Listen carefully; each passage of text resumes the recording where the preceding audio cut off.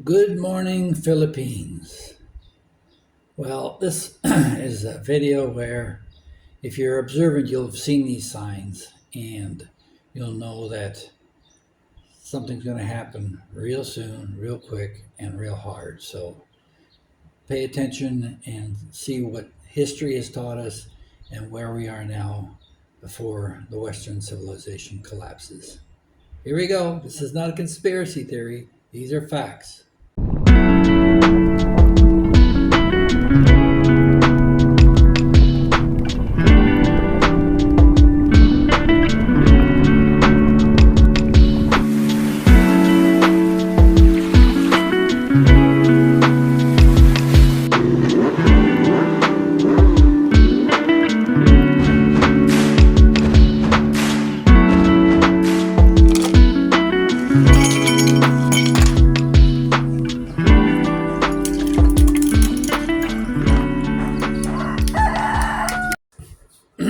Every civilization, be it the Romans, the Spaniards, Britain, or the Soviet Union, they run for a while and they collapse. It's an endless cycle.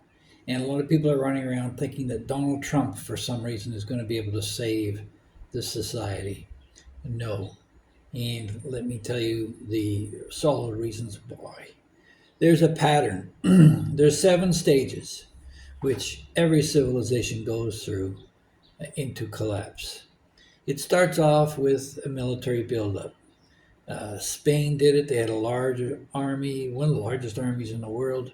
They owned half the world's gold and silver and were shipping tons of gold and silver back to Spain for years that they'd ransacked from other nations. So the military backed that up and built it up, and it got overextended. And eventually, the military cost Spain so much that it couldn't handle it. Same thing with the Soviet Union, same thing with Britain and the British Empire, forced them to give up England. Now, right now, today, since 1945, there's over 800 bases being supported militarily worldwide, and almost $1 trillion being spent annually, which is more than any other expense item in the U.S. Budget. So the military aspect of it has gotten out of hand, and it's reached its peak. Now, secondly, in 19 that happened in 1945. Moving forward, now in 1972, Richard Nixon decided to make the U.S. dollar a fiat currency and decoupled from gold. And while America holds the largest supply of gold globally, the result has been that the connection to actual value is gone, and subsequent to that, we now reach the third level, which is basically printing money, which brings in rampant inflation and a debt spiral. And currently, there's some $34 trillion in debt plus in America, and they spend more than $1 trillion in interest payments annually, more than the defense spending is. So you've gone through military overextension. You've got a decoupling from the base metal values. And even back in the Roman times, you can see they were coating coins with silver and shaving coins, trying to protect the value of the money. But that is the basis of it all. And now, with the printing of money and rapid inflation, the debt spiral going, move on to the next level, which is for the loss of productive capacity. And everybody's seeing this, where companies have shipped out of America, gone to China, gone to Bangladesh, Pakistan, places unknown, and started industries there, so that the American civilization has become a consumer society, and nothing's produced. So Trump's been trying to battle this and is focusing on bringing trillions of dollars back to America. But again, he's one man, and if he's fighting everybody to do it, the chances of his success are slim to none. So, what brings on to this is the fifth level, which is the level of social decay. That's the stage we're in right now. And you'll see that everybody's questioning everything. Nobody can get on board. You can't have bilateral agreements. The government is now shut down over a disagreement. And now that is really the crux of the matter, where you've only got one stage left before the sudden implosion of it all, and that's level 6, which is the loss of the reserve currency status. When I was a kid, the British pound still had some weight to it, but they lost that after the debt of the First and Second World War, and much was left owing to Canada and the US, but they finally paid that off. Meanwhile, in America, you've got BRICS, which is forming, and Bitcoin and other areas where people are going around. People are paying for oil in rand. They're not necessarily using the American dollar. And that's we're at the tipping point right now.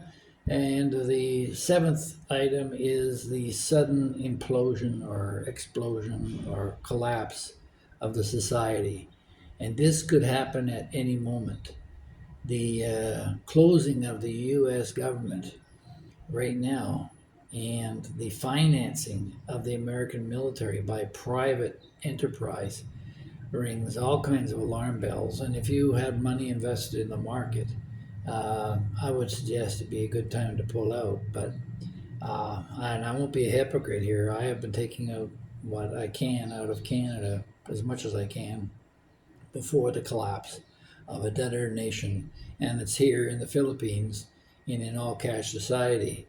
And these people are generations of poverty, and they know how to get by, and they're resourceful, and they will survive in the Philippines despite all the typhoons and earthquakes you throw at them. They will survive. I'm not so sure about people freezing in Canada having to choose between a grocery bill or a heating bill. So the sudden implosion of the economy is at any moment now. We are teetering. We have gone through steps 1 through 5. The overextended military, 1. The decoupling from base metals in 1972, and the resulting printing of money, 3. And then now we've got the loss of production capacity. It's all made in China. And then the social decay. What's a man? What's your pronoun? All that crap. It's all falling apart. And now the loss of reserve currency status. This is the point. Now, people say, "Oh, Donald Trump's going to save us from all that." Donald Trump cannot save you. Donald Trump is one man. He tried in his first presidency to do that on his own, and he realized he needed a team. He brought in the team, but his team is still his team. And unless they can figure out a way of reversing history, the psyche of human society says that the spoiled brats that have infiltrated the societies are going to tear the whole thing down. And we'll have to start all over again. Maybe this time with AI and the Chinese in charge. Who knows? But these are points I want to make to you, because if you are still in North America, there's a spy, what's it called? And he was a spy and his wife was a spy. And he's going on about how he's going to leave in 2027. I suspect he has some commitments, security commitments, that prevent him from leaving now, because he may be too late. This is happening right now on the ground, and there's a good chance that the American government will not ever open up again. That this may all just fall apart, and somebody else will have to come in and step in and take over, and a new society will rise out of it from the ashes. So, if you enjoy this stuff, don't forget to like, share, and subscribe. If you don't forget to not like, share, and subscribe. But either way, I do it for my people. You know I all love you, so stay tuned and please put your 2 cents worth in the comments section. Like I say, I read the comments. I may not respond to them all. Other subscribers may comment back and forth, and I read that too. And that's where I learn. I learn far more from you guys than you'll ever learn from me. But I like to keep these things factual and not gossip sections on things that are going on in the Philippines. You can get that from a host of other bloggers. You don't need that from me. So we'll talk to the next one. Thanks. And stay safe. Protect your money. Goodbye.